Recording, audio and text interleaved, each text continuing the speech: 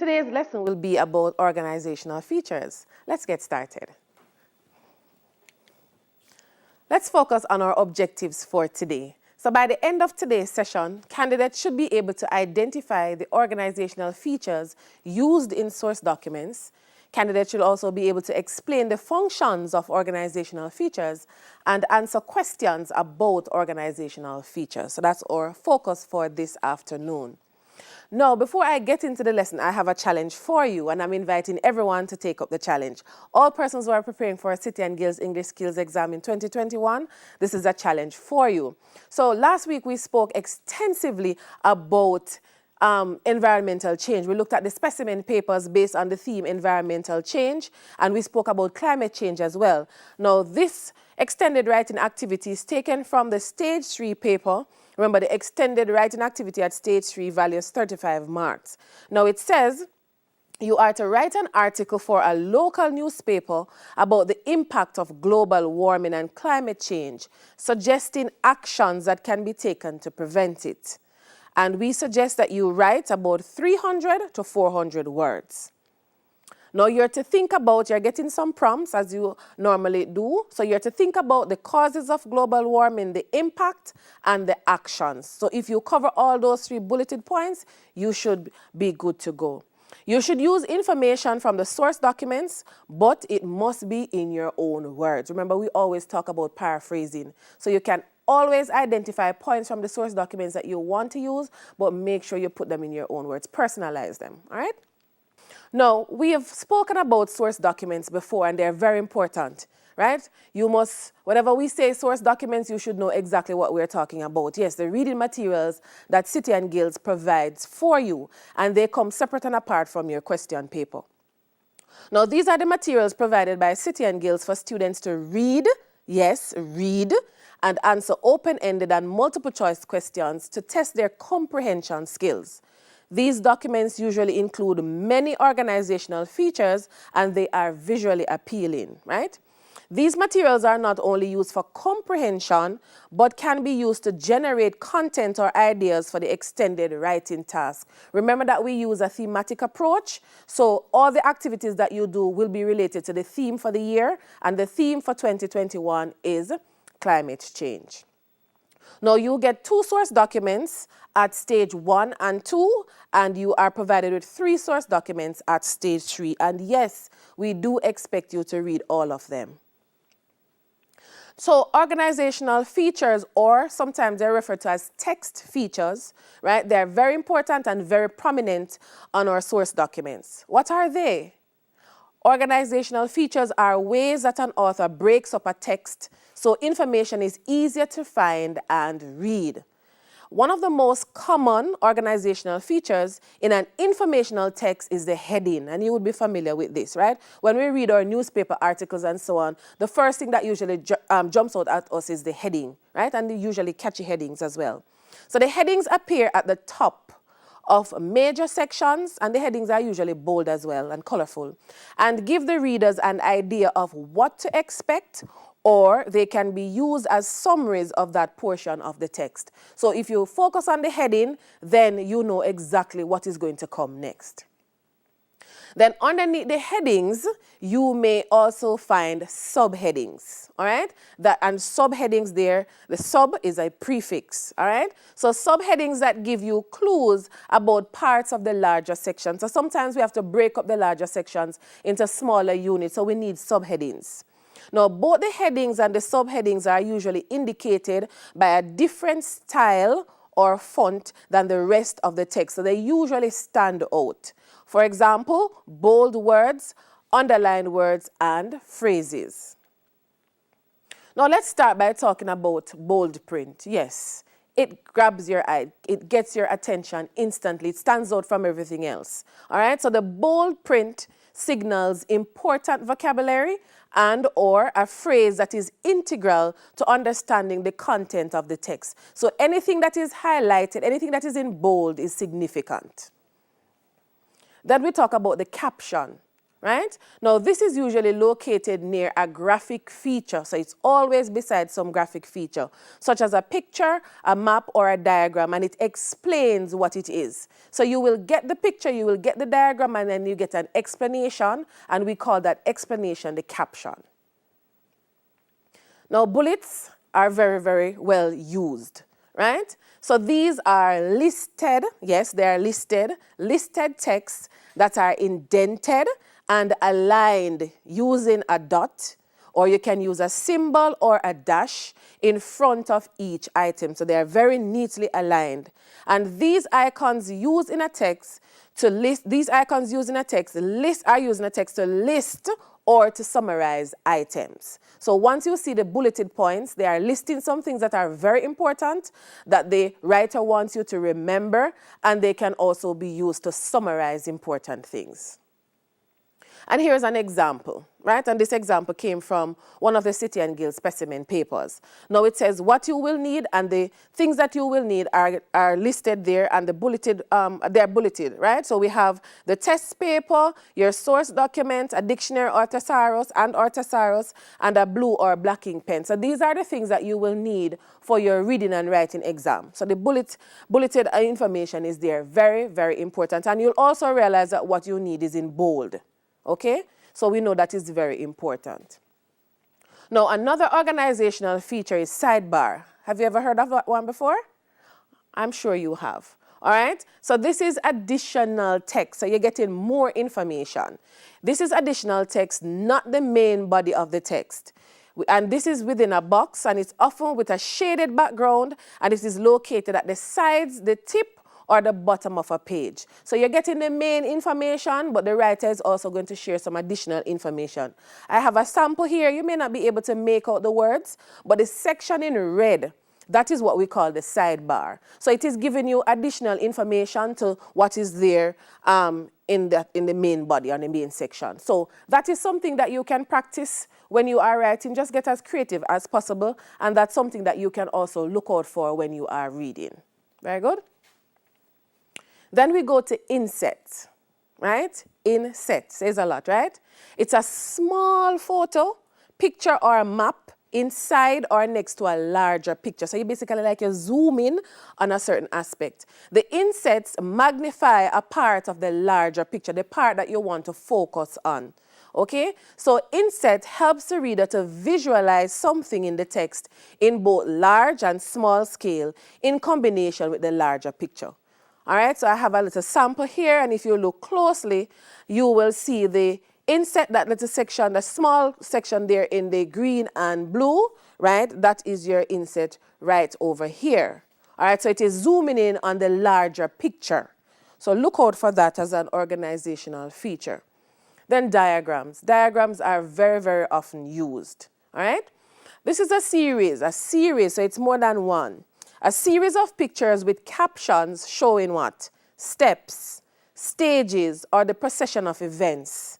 The diagram explains the steps in a process or shows you how something is made.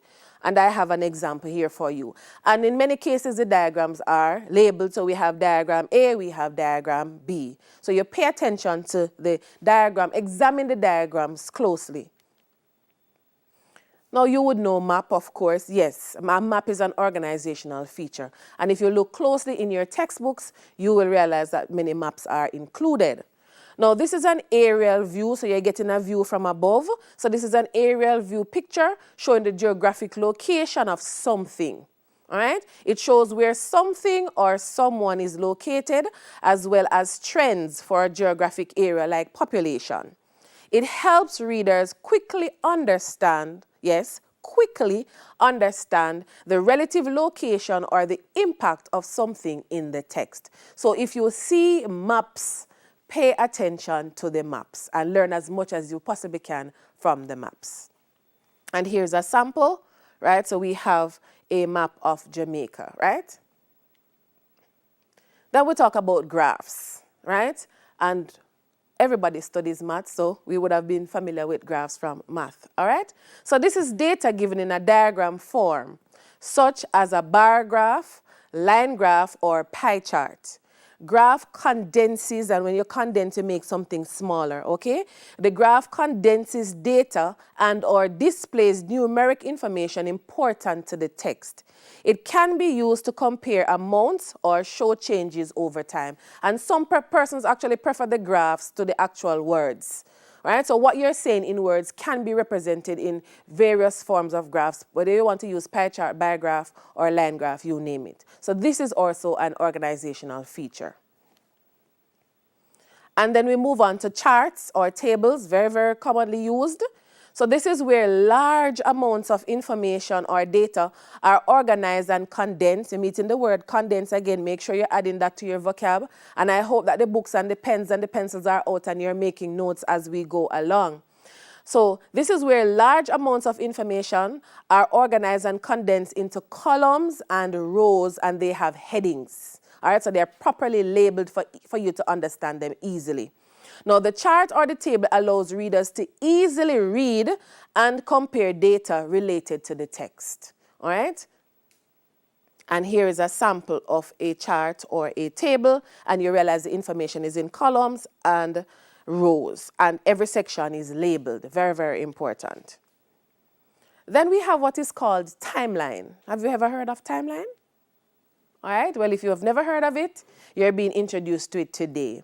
So it is a list of events in linear form in the order that they occur. Just like how you can trace your life from birth right up to where you are now. So you could create a timeline for yourself starting at the year you were born right up until now. And just highlight the major events as you go along, right? Maybe that's something you want to try.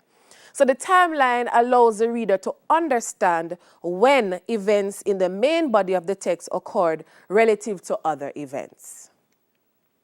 And here is an example on your screen. So we're talking about years of tradition, and you have the different timelines from 2012 all the way to 2017. So this is what a timeline looks like. And then we have the italics. This is font slanted to the right within the main body of the text. So it looks different, right? Italics indicate proper nouns and important vocabulary, or that the reader should emphasize this word when reading. So it normally signals something very, very important. So don't brush over it, okay? And here's an example, and this example is taken from a City and Guild specimen paper. So social media manager is a risk manager employee who is trusted with the role of monitoring, filtering, measuring, and guiding the social media presence of a brand, product, individual, or corporation. So you realize that that word is in italics, so it's very, very pronounced. Even if it wasn't highlighted in red, the font would have been different, so you know you must pay special attention to it. All right, so here we have an example of a drawing, and the drawing can come with or without a caption. Remember what the caption does? It gives information about the drawing or the picture. Okay, it gives some form of explanation. So the drawing is a hand-created sketch, and some of you are very, very creative. Even in the exam room, you can do some drawings, right? So it's a hand-created sketch. The captions explain what is in the drawing. To make sure that people have a full knowledge, you give the sketch and you give the caption with the explanation as well. So the drawing helps the reader to visualize and better understand something from the text. And more than likely, the drawing will stick into people's mind even more than the actual words, okay? Then photographs. We love pictures, right? When we were children, all our books had pictures, colored pictures, beautiful pictures. Photographs, and these can come with or without caption. So the pictures are taken by a camera, right? And the caption explains what is shown in the photo. So we're seeing here two animals and the caption, friends, all right? They're obviously friends. Now the pictures help the readers to visualize real events, steps, or objects described in the text. So organizational features are used to help the reader to have a full understanding of what is being presented. Now let's talk a little bit about some of the benefits of using images. You are going to see images on your City and Guild source documents, and the images are going to be labeled. So make sure you look below the images for the label. So you may see image A, image B, image C, and then it is highly likely that you're going to be asked a question or two about the various images. So pay attention. Don't just focus on the words. Focus on all the organizational features. So imagine a blog post or article that doesn't contain images. Yes, it's very boring, right? Images have many purposes when used in your writing other than helping your article to look great. So here are some of the benefits now. So they help to create pause in the text. Nobody wants to read a long, uninterrupted stream of copy. So the image provides a nice little break.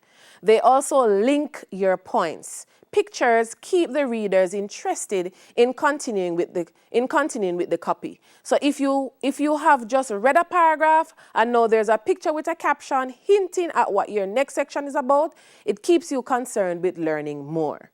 Then the images make it easier for your readers to understand what you are saying, okay?